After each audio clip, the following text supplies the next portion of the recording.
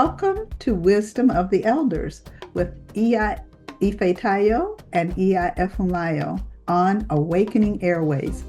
Welcome. It is with honor that we share insights from what we've learned in life through the system of Reiki and other traditions rooted in our ancestry. As we all know, healing extends back to the origins of existence and is woven into the fabric of all creation. As elders, we've unlocked many of the wisdom keys, both practical and deeply spiritual, that we will share on this podcast to support the beautiful generations of healers that are now working their way towards eldership. Enjoy. Thank you. I am Iya Ifetayo. I am sitting today, as always, with my beautiful sister, Iya Efulayo.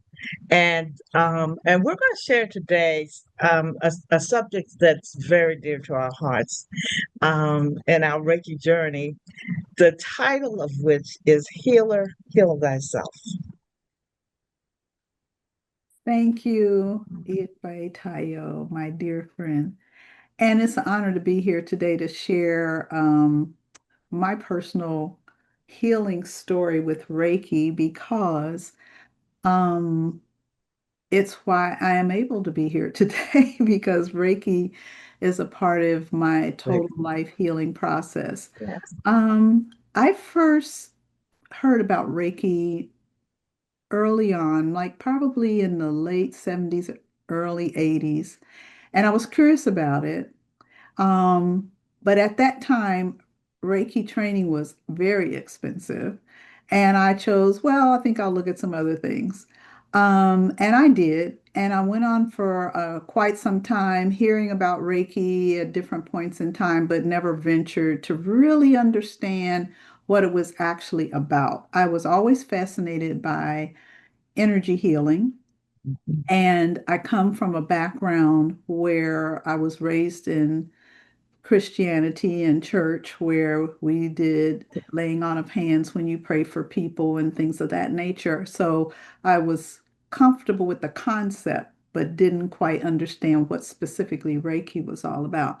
And so over the course of time, with having some health challenges in my younger years, I sought out different healing modalities such as reflexology and, of course, massage, chiropractic, acupuncture, Mhm. touch for health, and you can go on and name so many of them that I found and was very helpful. But for whatever reason, I never went fully into investigating what Reiki was about. And then, much later in my life, I actually this at this point it was I was in my 50s and I was doing spiritual consultations at a metaphysical center. And I met a lady there. In fact, most of the other people who worked out of that metaphysical center were Reiki healers, and they had Reiki circles every week. I never thought about asking about the training, but I did go to the Reiki circles periodically. I never had a private Reiki healing session, but I enjoyed the circles. And wound up working with someone else, and we were hosting a conference. It was actually a conference on African spirituality because that's another thing that I'm involved in my life spiritually. And I was standing at the counter talking to her, and all of a sudden, this voice spoke through me. I wasn't consciously preparing to say that. And this voice said through me to her, I think I'm almost ready to take Reiki training. And I'm like, what?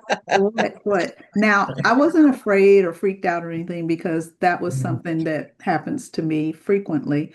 I just was like, okay, that was interesting. And she just smiled because she knew what was going on. So later that evening, I was dropping someone off to take the Reiki training that we had scheduled because I had not signed up for it, but I was dropping someone off. And so I went to say hello, being polite. you know, and she said, "Oh, if allow, you're here. We were waiting for you. Have a seat." I'm like, "I'm not, I didn't sign up for the class. I'm not taking the class." I was really, really tired. I mean, exhausted actually. And so she proceeded to tell me, "Oh, you're fine. Just go sit down." I hadn't paid for the class. I didn't have the money for the class. I wasn't thinking anything about that class beyond what had happened earlier. So anyway, I heard my insight, my inner voice said, "Sit down." And it was so powerful that I sat down. So my first real contact with Reiki was after I sat down, I'm sitting and I'm saying to myself, "What is going on? There is no way that I have the energy to sit through a class and pay attention. I don't know what is going on here." And she started, after everybody introduced themselves and everything, the teacher, she starts talking. And the first thing she said was that Reiki is all about you and for you. And it was this gust of energy just came sweeping over me. And just like that, I was wide awake. She had my full attention because remember all those things that I told you I studied? Most of those were from the perspective of, yes, I would go to someone else to Mhm. give me treatments, but in the studies, you were learning how to treat other people. But this was something I could do for me. And it was amazing because when I say I was exhausted, I was really exhausted. It was gone. It was gone. And I was fascinated. I was hooked. And so when I say over the years, Reiki kept coming to me, and people would even tell me, "Oh, you would be amazing Reiki healer. Oh, you should take Reiki." And different readings I would have and whatever. I'm like, yeah, yeah, okay. But Reiki waited, I would guess, for a couple of decades Mhm. before it actually said, "Look, you need this. Sit down." And when I think about that, every time I think about it or share this Reiki story of mine, when I start teaching a class for Reiki healers, I just am marveled at how much I appreciate that the spirit of everything cared enough about me to say, "You need to do this for yourself." So going back to talking about some of the health challenges I've had over the years, I didn't even understand then how much Reiki energy, which is the life force energy, which is the spirit, the source energy of all creation, was concerned about little old me to bring this gift to me. Because those of you who are Reiki healers or know something about Reiki, and if you don't know, listen up. Reiki is for you. It is for us as individuals. You can share Reiki with other people if you choose to, but first and foremost, the Reiki is for you. It allows you to lay hands on yourself anytime, any place, and do healing, to channel the healing life force energy for yourself. And I had no idea that that's what it was. And so I started my Reiki training, completed all three levels, right? And I absolutely was in love with it. And then I still didn't get the full picture. It was an evolution. I started having clients, and then I finished my level three Reiki and I started teaching classes. And there were different times when I was ready to put the Reiki aside as far as sharing it with other people, but it would never let me do that. And I realized at one point that every time I said, "Oh, I'm not going to teach Reiki anymore, I'm not going to do clients anymore," I was not going to give up on doing Reiki for myself. But what would happen is, and this is, I'm a signologist. I watch signs, right? Every time I said to myself, what I'm not going to do with Reiki, Yes. three people within 48 hours, three people were going to contact me to ask me to do Reiki or teach Reiki or something like that. And when I started noticing that pattern, I'm like, okay, I get it. I'm not supposed to stop doing this because I'm a teacher by training.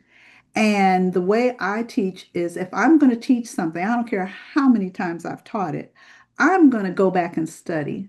I'm going to do some further research. So Spirit was saying, you're going to keep teaching Reiki or having clients so that you stay on top of your game with Reiki. You're not going to stop the research because that's just part of who I am. I mean, Yes. people say, why are you going to study it? You know that inside and out. Yeah, but there's always more to learn, and every student brings you another opportunity to go deeper.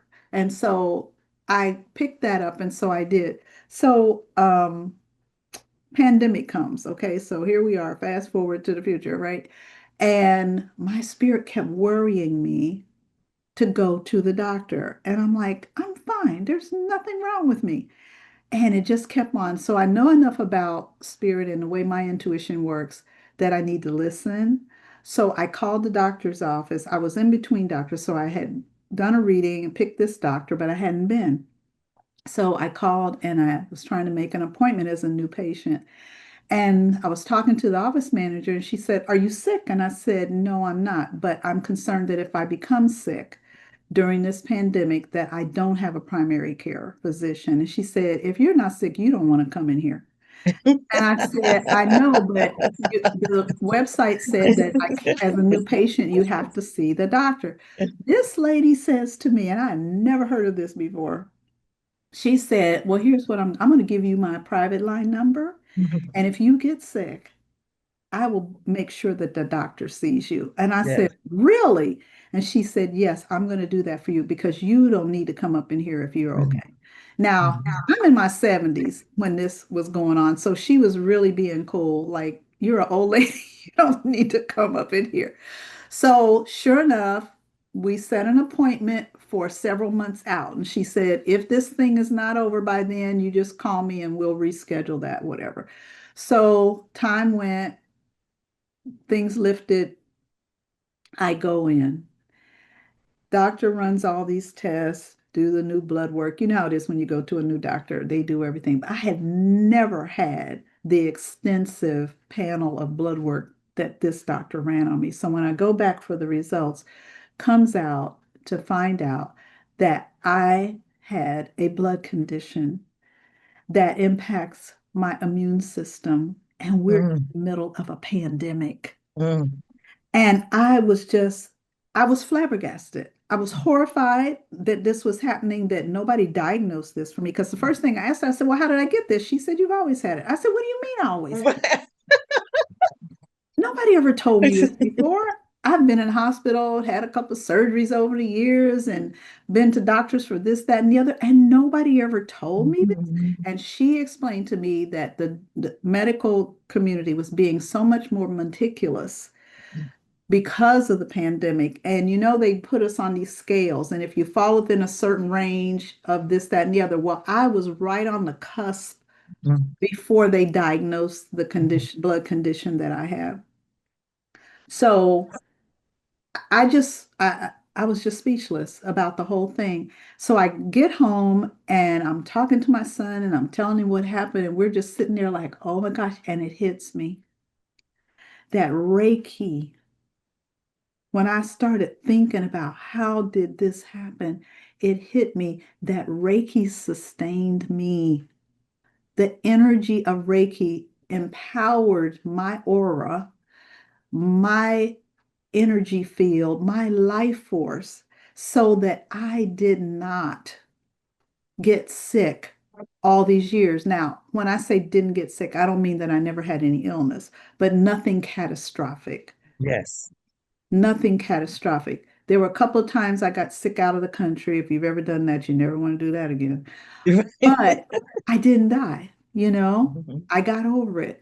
But this pandemic was pandemic. It was invasive, you know.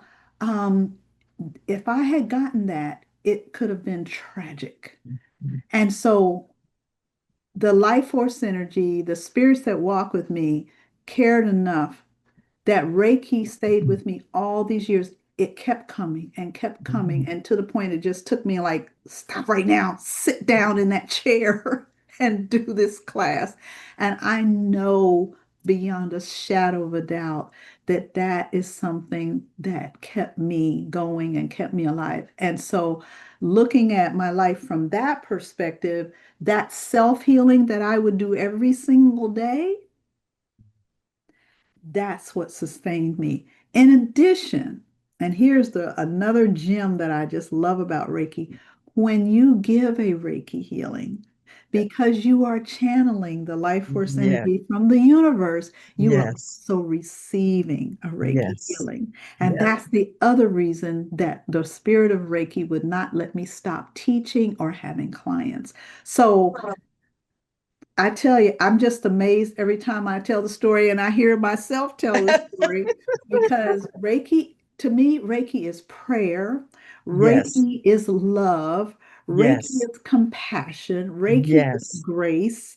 It's Yes. all of those things and more. Absolutely. And had I not listened and been obedient to Mhm. the spirit, and every day, and most of us do this every day. I say my prayers and make my affirmations and I ask, what is it that I need to know and understand this day? Mhm. I'm not worried about yesterday. Can't do nothing about that but learn from it. Tomorrow, who knows I'm going to get there. But what Mhm. is it that I need to know and understand this day that I've been Yes. given? Yes. And I always give thanks for Reiki. I Yes. always do. So in terms of heal or heal thyself, it's on us. It's on us. We have the responsibility to take care of what we've been given. We're custodians of this life force, of these bodies that we have. So no matter what condition your body is in, you're supposed to take care of it because without it, where are you going to live? you know? But I just love Reiki for all those reasons and more. And the other thing that, in terms of heal or heal thyself, is that I'm not healing anybody. I'm a vessel for the life force of Yes. energy to use me to pass that energy through me to share with other people. So that's my story, and I'm going to stick to that one. I'm going to I'm so stick to it. grateful. I'm grateful for you, Ia. I'm grateful for your life. I'm grateful for your You. story. I'm grateful that we are Reiki sisters, Yeah, and in the world, and also as a part of Awakening Airways, absolutely. so that we can share our stories, so that whoever needs to or is supposed to hear us right now will get this message. That is Absolutely. the beautiful thing about me. I've always said that Reiki has its way with you, Yes. and so therefore, I know that whoever tunes in to this podcast, Reiki is having its way with you already, whether you realize it or not, because neither one of us realized that that we were being used. That's right. um, uh, with Reiki having its way with us. We are elders in this community and in our respective communities. We have had, and for me, an elder has had a certain amount of experience of life to be able to share from the energetically share energetically from those experiences, as well as obtain knowledge. And because we know Reiki is experiential in itself and in its essence, then then both of us have had decades of Yes. experience with Reiki. I too am a researcher. I love finding out about Reiki, and I too have had folks ask me, well, "Why do you have all these books on Reiki? Why are you still reading about Reiki and talking about Reiki and listening about Reiki after all these years?" And it feeds me. It feeds me um, to number one, hear the experiences of other folks, and Yes. to be able to receive the experiences of others, and because we all have our different ways, and there's always a gem somewhere in the stories that folks share about their Reiki journeys.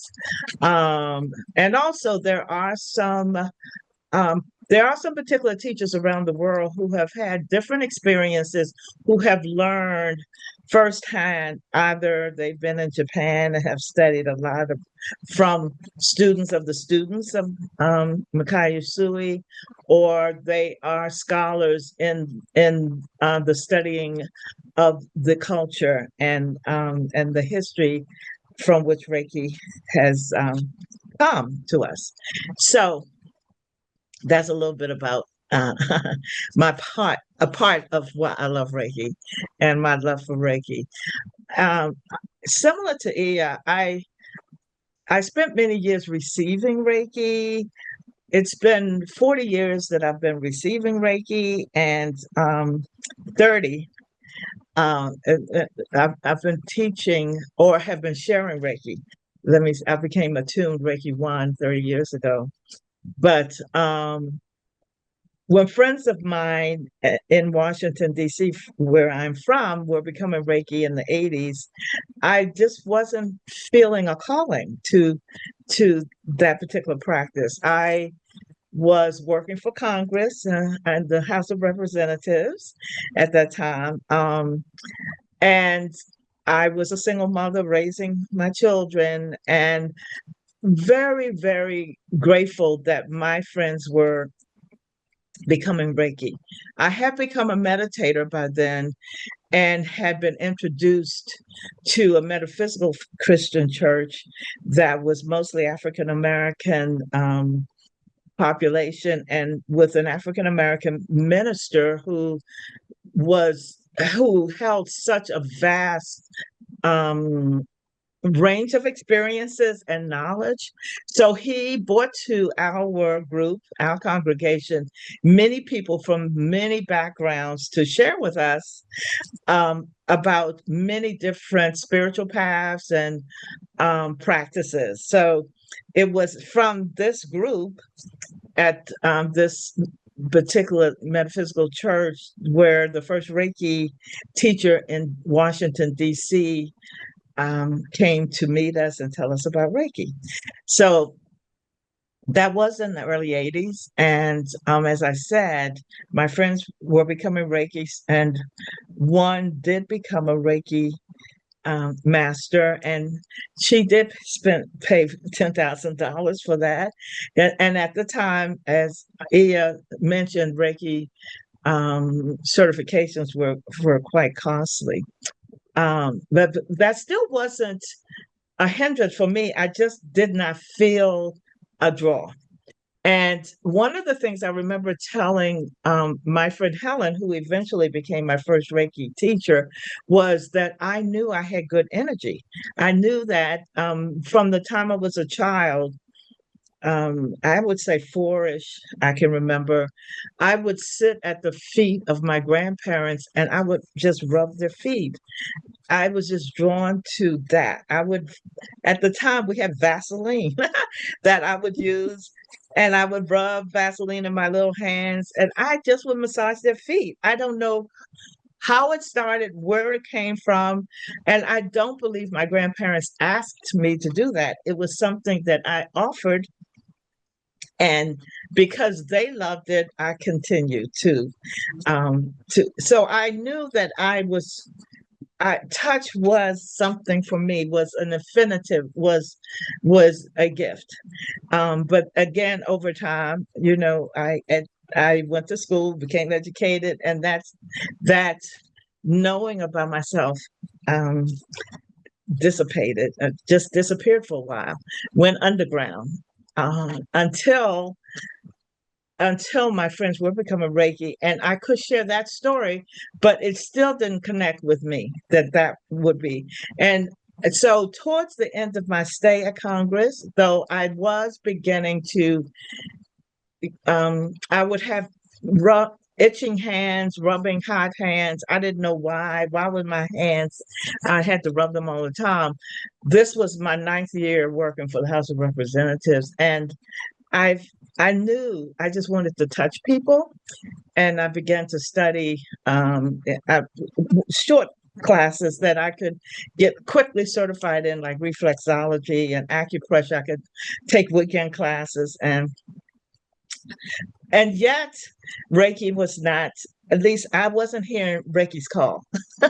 So those were I did have a calling to go to massage school and really be able to touch. And that's what I did. So um approaching my 50th birthday, I was working at a hot spring spa in Alabama, practicing massage and all of the other touch therapies that I was certified in. And my friend Helen offered me a Reiki 1 and 2, Reiki 1 and 2 attunements 3 months apart for my 50th birthday. And again, as Ia, I was not sure if I wanted to be attuned Reiki. And and again, I said to Helen, I have really good energy in my hands. All my clients tell me that they can feel it. And she said to me, but you've never been attuned Reiki Ife Tayo, so you don't know what is in store for you or what's possible. And I said, well, that is true. But I am very what is the word? Excuse me. My wisdom, my inner wisdom is, look at the gift that's being given to you, not just receive or take in everything that everyone offers you. So I asked my friend, could just give me a little time to meditate and pray about this, and then I will let you know. So that's what I did. And my inner guidance was said very clearly, receive the gift. And that was it. Receive the gift. And so I said to my friend, just because my spirit is saying to me, receive the gift, that's really the only reason that I'm saying yes to being attuned Reiki. So she was very happy and excited, of course, and traveled from DC to Alabama for my Reiki 1 attunement in March. On my 50th birthday, beginning the class, and then returned in May for Reiki 2. So that was the beginning, and that was the door. That was the opening that Reiki needed. And for the yes, finally the yes. And and from that time on, I began to share Reiki in addition to massage, and eventually became a Reiki teacher in '99, and began teaching then. Even though, again, when I was offered Reiki 3 by one of my teacher students, I was not interested in teaching. I didn't see that was something that was on my life path. I never um, I never considered myself a teacher, even though I was always teaching, just because people were always asking me for advice. But I just never considered myself a teacher. So I again declined a Reiki 3 attunement, even though it was going to be gifted. I didn't feel that was my calling. But my Reiki 3 teacher, Adina, my eventual Reiki 3 teacher, was very persuasive in convincing me that just be open to the gift. And Yeah. whether you want to teach or not, just be open to the gift. And that's again how it happened. I Yeah. was gifted Reiki 3. I was open to the gift. And pretty much the rest is history. I have been teaching nonstop since 1999.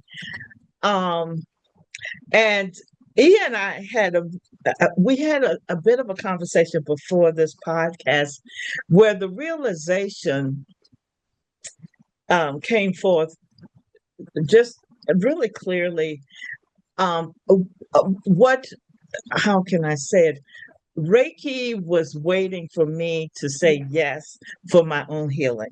Yes. It was for my own healing, even though when I first accepted and first said yes and accepted the attunements, I wasn't I wasn't in tune to the fact that Reiki is for me and my own healing. Mhm. Over time, that did become clearer to me because I was witnessing the changes that were taking place in me, particularly in my consciousness, and particularly in the way that I felt about caring for myself, and which meant daily Reiki, which meant reciting the precepts, um, being with the precepts in more than just words on a page, but really giving some time to contemplate them, being with the symbols, not just outer symbology, but actually bringing those Living symbols it. and the energy of the symbols inside of myself so Living. that it's not an outer practice for me. It became, and it wasn't that way in the beginning, as Ia spoke, but over time, Reiki captured me and captivated me so that Reiki and I became one. It Mhm. wasn't something that was happening outside of me, something I was doing outside of me. Symbols weren't things I was making outside, even though we do. But Mhm. all of Reiki was um, living in me, and I was being Reiki. Now, the healing that I wanted to share this one of the major healings for me, which I had not a real clue about initially. Um, I had had a history of depression from age 4 and anxiety diagnoses and experiences for various reasons of of experiences in my life growing up, and I managed myself. I managed my way. I i never was open to medicine for I just never felt aligned with the psychotropic medicines. So it was hard for me con- to continue to move through these sometimes debilitating um, times. And then what eventually recognized from different readings and from and then my own inner knowing was that, like the majority of us who have been called to do healing work with others, often there's one of us in a family who has been called to clear the lineage of Mhm. our Yes. family.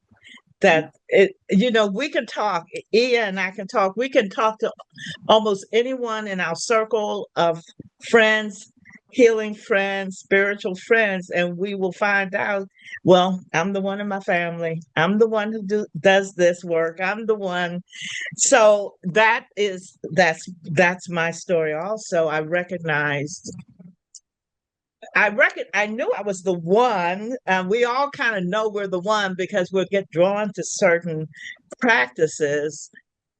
And then the knowing that the responsibility of saying yes to clearing the genetic trauma that gets passed on Sure. through our DNA was also a yes for me. And an unconscious yes initially, or subconscious, and then it became very conscious. So as a result, my practicing um, Reiki with myself and others, and particularly women, because I was also a doula, and I worked many years with women and their womb spaces and their uteruses, and got very familiar. Became very familiar with what this part of our bodies really, the power of this sacred container. So my work with Reiki with myself and others began to be very focused on healing and or healing, transmuting and or clearing those trauma memories that have been passed on to us that live in our womb space. This Gotcha. is the container that holds those memories. Also, our gifts, because those genius memories also come through and live there. Um, and we know through African, through Native American, and probably through all the indigenous cultures, that when I heal myself, I heal 7 generations, at least 7 back, and probably and more, Forward. Yeah. and forward. Yes. So that therefore, when we acknowledge that we're the one in the family, then we know that as we heal ourselves, we are also healing, and the ancestors that went before us, they are oh so grateful. And we are also healing our children and their children and their children and their children. So That's amazing. the beauty of having Reiki, the simplicity of Reiki, Gosh, yeah. the the power of Reiki, of being Reiki, number one, I can be with myself with Reiki. I can have an intention of this is where I want my focus to be today.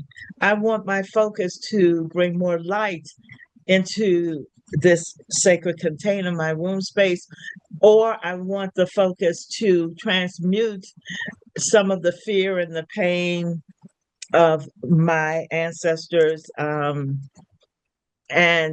um, and therefore heal those whose shoulders I stand on, who adore me and who I adore, and those who I have given birth to, who are given birth to, who are given birth to.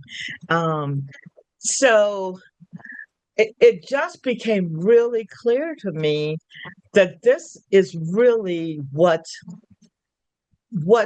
Reiki was waiting for me as a gift. Mhm. Mhm. I I really, and this is a real recent realization that this is why. If we want a why did Reiki have its way with me? Yes, I am a teacher and I love teaching Reiki, and I can't imagine my life without teaching Reiki. And I do still see clients many times a week. Um, Yet the primary cause of Reiki and myself being one is for my own healing and for the healing of ancestral trauma. Ashe. And I just have no doubt about it. So Yeah. You know what that's came to me? Just, yes, sorry to interrupt, but that's all right. No what came problem. to me as you were talking, Yes, and I had to write it down so I wouldn't forget, when you said receive the gift. And yes, that's what it is. It's it about is. being open to receive the gift. Whatever the gift is that you came to be in this world, Yes, be open to receive the gift and not question how that gift is going to manifest in your yes, life.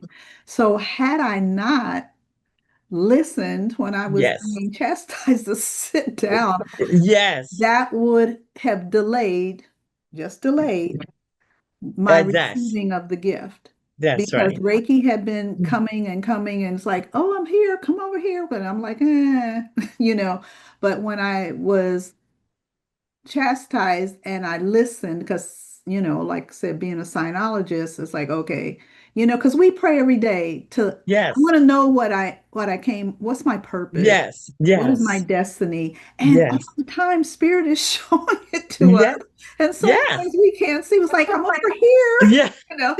And so that's what happened. And when you are asking to be shown, you yes, will be shown, but you yes, have to be willing to see and then open yourself to receive the gift yes. and not question why me, or I don't understand this, I don't want this, or that kind of thing, because you have no idea. None, If you no had idea. asked me back when, whatever, why I was called to Reiki, I couldn't have told you. And because I'm still living and breathing, I still don't know the full Yes, measure of why. you know? Exactly. So as you Yes. were talking, that just occurred to me. It is the gift, and the gift that most people pray for every single day, whether you know Mhm. you're praying or not, because prayer is Yes. just making a request, you know, you're asking to be shown the gift that you are. Yes. Absolutely. And spirit is always going to answer, And you know? spirit is always going to answer. And if you have an a natural way of serving that includes healing energy, Reiki is going to show up. I'm just sure that it will be the gift that presents itself at some point in one's life. I That agree. yeah, I just don't I have a do doubt agree. about that, And Ia.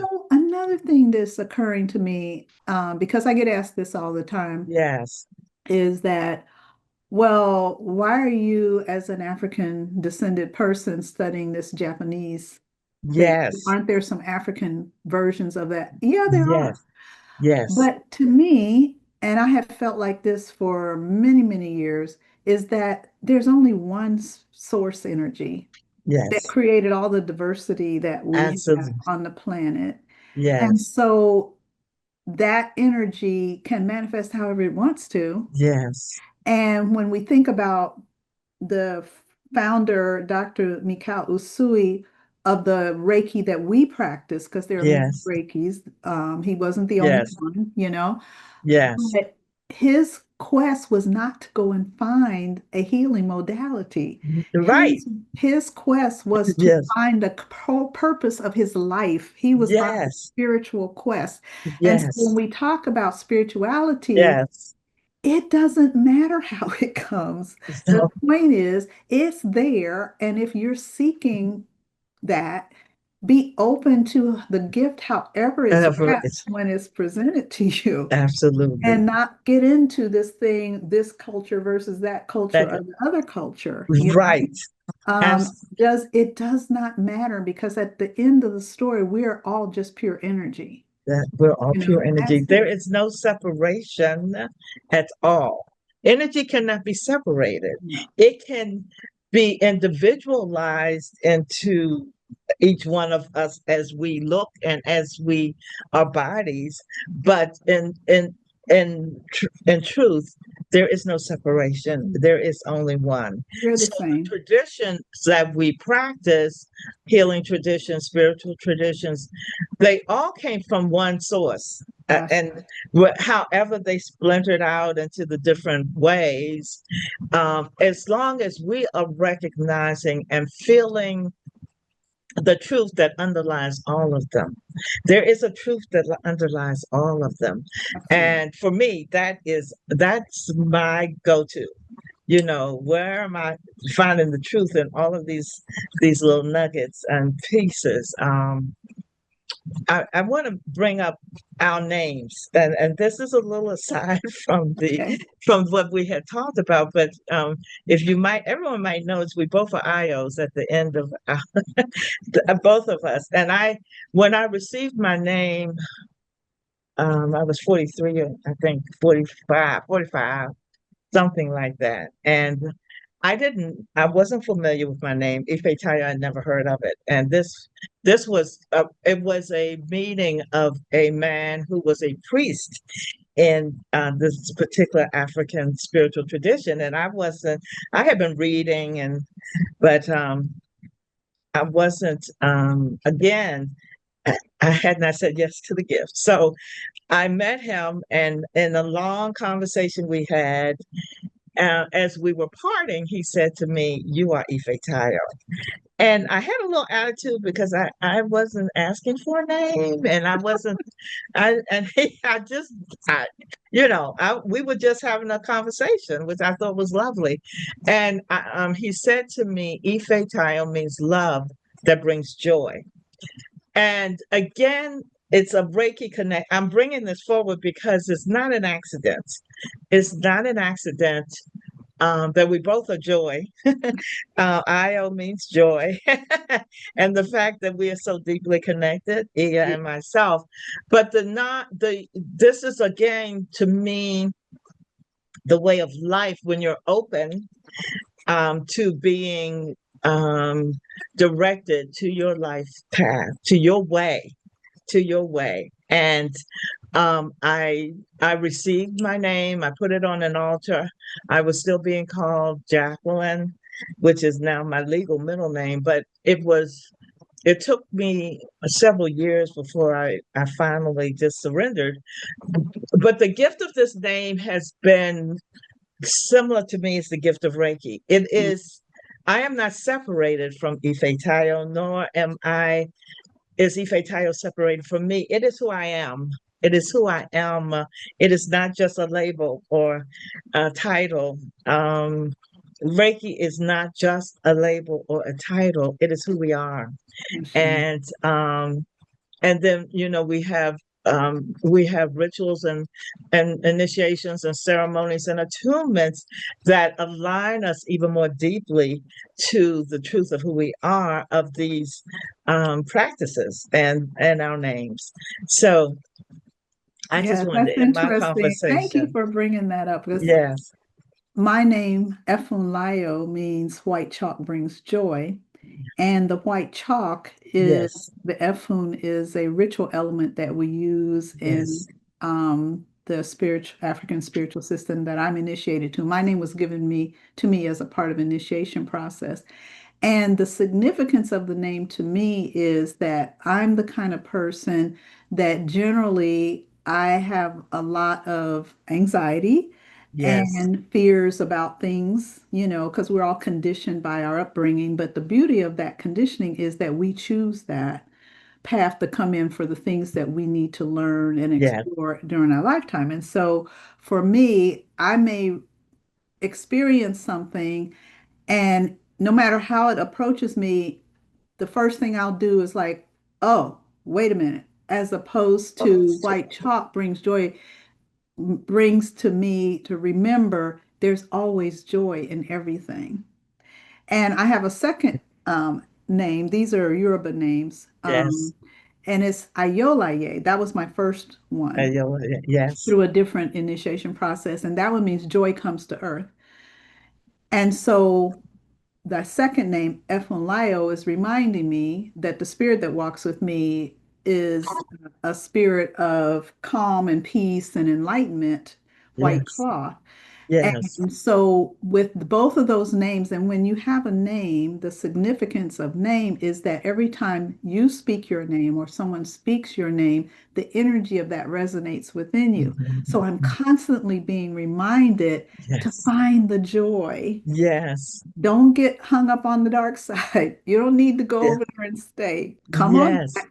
There's always that so-called silver lining, but you have to open your eyes to see it. yes. Be open to the gift again, That's could be That's the it. name of this thing. Be open to the gift. But Okay. You know, yes, and be so open I to the had gift. not really paid a whole lot of attention to the connection in our Yes, names. I heard the Iobic, but Yoruba is not my first language. right. And so I didn't really study what that connection was. So I'm Mhm. so thankful for you bringing that gift forward.